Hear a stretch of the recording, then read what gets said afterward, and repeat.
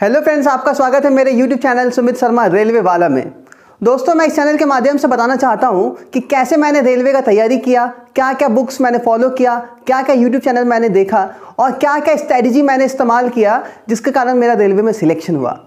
और दोस्तों, मैं सबसे पहले मैं बताना चाहता हूँ कि मैं अभी रेलवे में as a track maintainer work कर रहा हूँ। दोस्तों, मेरा पोस्टिंग है टाइगर हिल, बैकुंठपुर, कोरिया जिला में।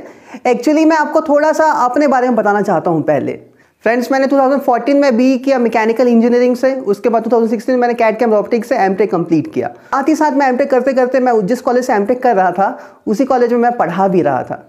फिर एमटेक करने के बाद फिर मैंने 2 और कॉलेज में इंजीनियरिंग कॉलेज में पढ़ाया। 2015 में मैं CIMT कॉलेज भिलाई 3 में पढ़ाया। 2016 से लेकर 18 तक, जब तक मैंने रेलवे नहीं ज्वाइन किया तब तक मैं पार्थवी कॉलेज ऑफ इंजीनियरिंग में पढ़ा रहा था। आप में से कुछ लोग जानते होंगे शायद पार्थवी कॉलेज ऑफ इंजीनियरिंग को, क्योंकि मैक्सिमम कॉलेज का centre Parthvi college of engineering ही पड़ता है रेलवे का। तो एक्चुअली ये तो हो गया ये फालतू की बातें। अब चलिए आते हैं मेन पॉइंट की बातें में। जो एक्चुअली जो मेन स्ट्रैटेजी और जो मैं टाइम टेबल और रूटीन और बुक्स फॉलो किया था वो ये था।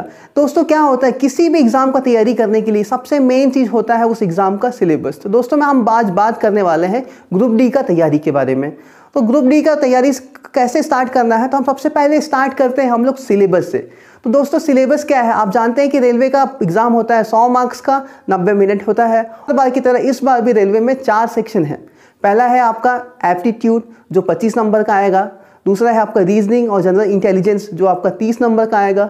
तीसरा है आपका current affair and general awareness जो आएगा आपका 20 नंबर का। और सबसे मेन आपका जनरल साइंस जो आएगा 25 नंबर का। ये 4 सेक्शन दोस्तों इतना इंपॉर्टेंट है, इसको आप एक स्मार्ट तरीके से आप पढ़ेंगे तो बहुत ईजिली से आप चारों सेक्शन को कवर भी कर लेंगे और आपका सिलेक्शन भी काफ़ी अच्छे तरीके से हो भी जाएगा। इसके लिए एक्चुअली करना क्या है आपको फ्रेंड्स? करना कुछ भी नहीं है, एक प्रॉपर तरीके से। जैसे मैं बात करूं आपका एप्टीट्यूड का। एप्टीट्यूड आप जानते होंगे, जो भी बच्चा मैथ्स लिया होगा या फिर जो तैयारी कर रहे होंगे, अभी तो पता है कि रेलवे एग्जाम बहुत दिन बाद होने वाला है, तो मैक्सिमम आप में से बहुत सारे लोग का एप्टीट्यूड और रीजनिंग काफ़ी स्ट्रांग हो ही गया होगा। दोस्तों, मैंने एप्टीट्यूड के लिए एक RS अग्रवाल बुक हो आप जानते ही होंगे, उसको मैंने सॉल्व किया था। उसके बाद सगीर अहमद सॉल्व किया था। ये तो हो गया सॉल्व करने के बाद, लेकिन अभी टाइम बहुत कम बचा है, मुश्किल से 2 महीना ही बचा होगा। तो 2 महीना में क्या है कि बुक को सॉल्व करना थोड़ा सा डिफिकल्ट वर्क है। तो मैं आपको सजेस्ट करूंगा जिसको थोड़ा सा बेसिक अच्छा नहीं है तो वो यूट्यूब चैनल को फॉलो करे। एक्चुअली क्या है कि मैं आपको सजेस्ट करूंगा 2 चैनल, क्योंकि इस बार रेलवे का जो एस्पिरेंट है और हर बार की तरह कि 2 सेक्शन में डिवाइड होते हैं कि एक होगा इंग्लिश मीडियम बैकग्राउंड से और एक होगा हिंदी मीडियम बैकग्राउंड से।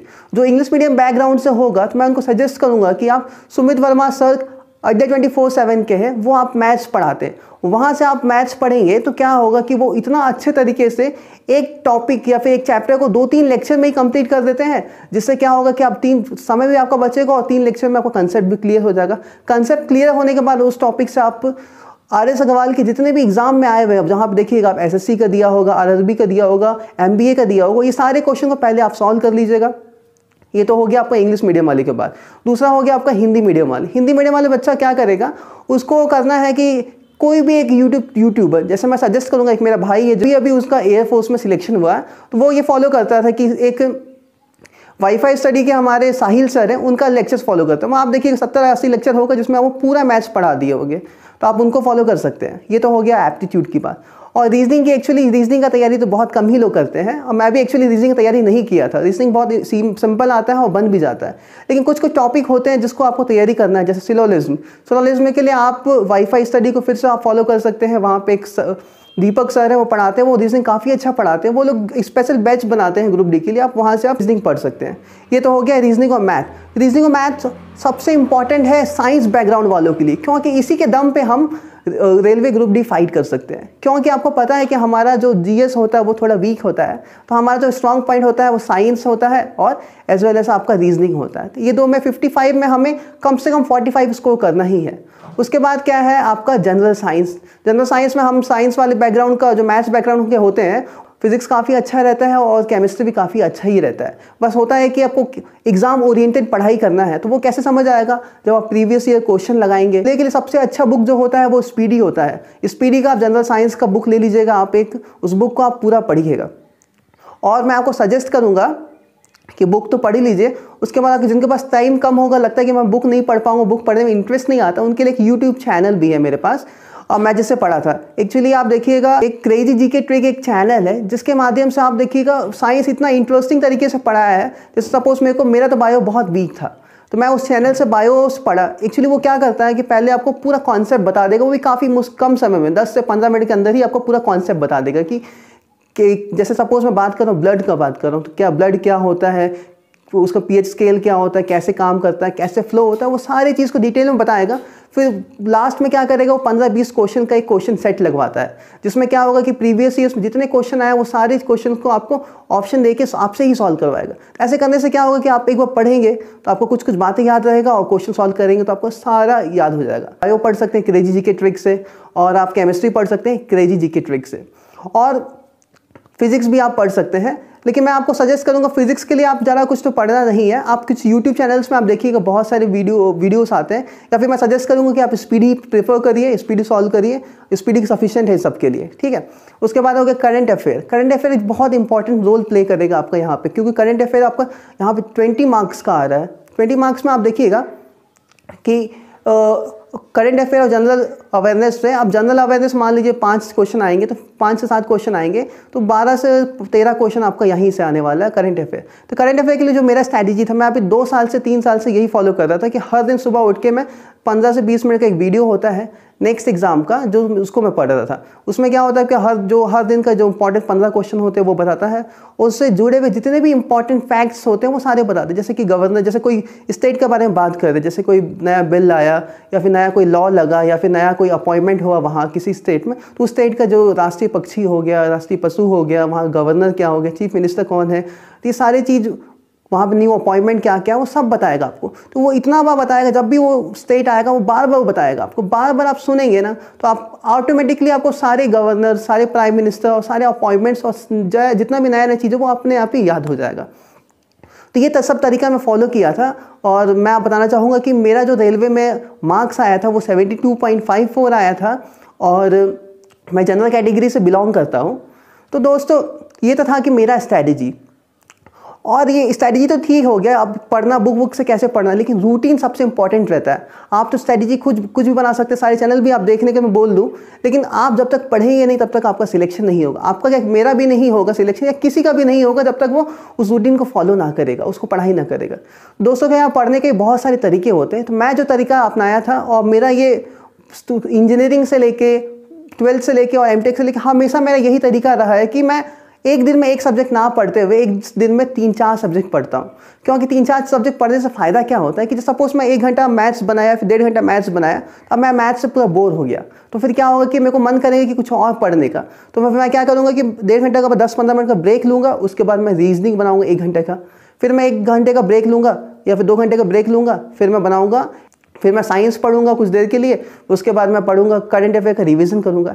और मैं क्या करता था कि मतलब रोटेशन वाइज सब्जेक्ट्स को मैं हर दिन पढ़ता था, मेरा ये स्ट्रैटेजी था। और आपको तो पता ही है कि मैं उस समय जब मैं तैयारी कर रहा था, उस समय मैं कॉलेज का असिस्टेंट प्रोफेसर था, तो मेरे पास टाइम तो कम मिलता था, तो मैं क्या करता था कि सुबह टाइम निकाल के करंट अफेयर पढ़ता था हर दिन। उसके बाद फिर मैं कॉलेज आता था, कॉलेज में लेक्चर लेने के बाद मेरे को बीच में टाइम मिलता था तो मैं मैथ सॉल्व करता था वहीं पे, और लेक्चर की मैं ही 1-2 लेक्चर लेने के बाद फिर लास्ट में कोई लेक्चर फ्री मिल गया मेरे को, तो फिर मैं क्या करता था, रीजनिंग सॉल्व करता था। और किसी दिन लंबा 1-2 लेक्चर फ्री मिल रहा है तो मैं ऑल्टरनेट 2-3 दिन के गैप में एक सेट लगाता था।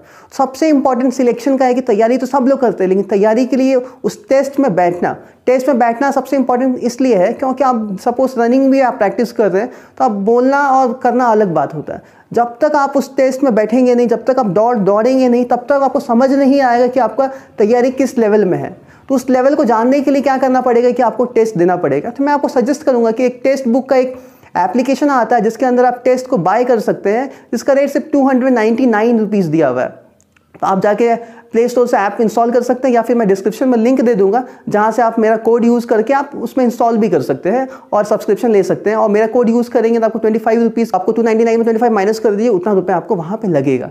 तो ये था टेक्स्ट बुक ऐप के बारे में। क्योंकि अगर आपका मार्क्स कैसा भी है, लेकिन जो मैटर करता है कि वो आपका टेस्ट देना मैटर करता है। कि आप टेस्ट दोगे तो आप अपने आप को जज करोगे कि मैं कहाँ किस सेक्शन में स्ट्रांग हूँ, कहाँ वीक हूँ, कितना मेरा एक्यूरेसी इंप्रूव हो रहा है, कितना मेरा मिस्टेक्स हो रहा है, ये सब आप जानोगे। फिर उस पर आप क्या करो, नेक्स्ट वीक पूरा वर्क करोगे, फिर अगले हफ्ता फिर टेस्ट लगाओगे आप। ऐसे करते करते धीरे धीरे आप टेस्ट लगाते लगाते आप देखना आपका मार्क्स भी बूस्ट होगा, प्लस आपका मिस्टेक्स भी कम होगा। तो ये सबसे इंपॉर्टेंट जो मैं आपको सजेस्ट करूँगा, टेस्ट लगाना। बहुत सारे बच्चे क्या करते हैं कि पढ़ते तो बहुत लेकिन टेस्ट नहीं लगाते। तो आप एक बार जब एग्जाम सेक्शन में दोगे तो आप नर्वसनेस आएगा, जिसके कारण से आपका मिस्टेक करने के चांसेस बहुत ज़्यादा रहेगा, और मिस्टेक हुआ मतलब नेगेटिव मार्क्स हुआ, जिससे आपका नंबर कम होगा।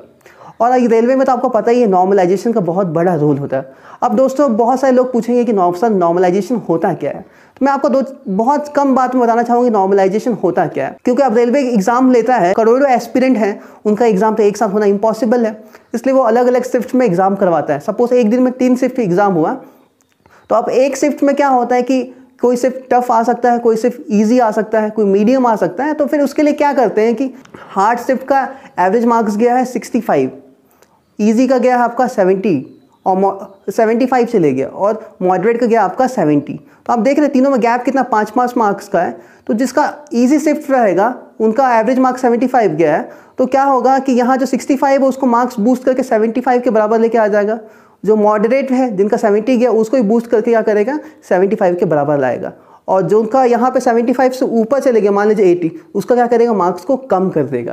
तो ये प्रोसेस होता है नॉर्मलाइजेशन का, जो मतलब इसके लिए एक फॉर्मूला यूज़ करता है रेलवे। तो आगे के वीडियोस में आपको बताऊंगा क्या फॉर्मूला है, कैसे सॉल्व करते हैं।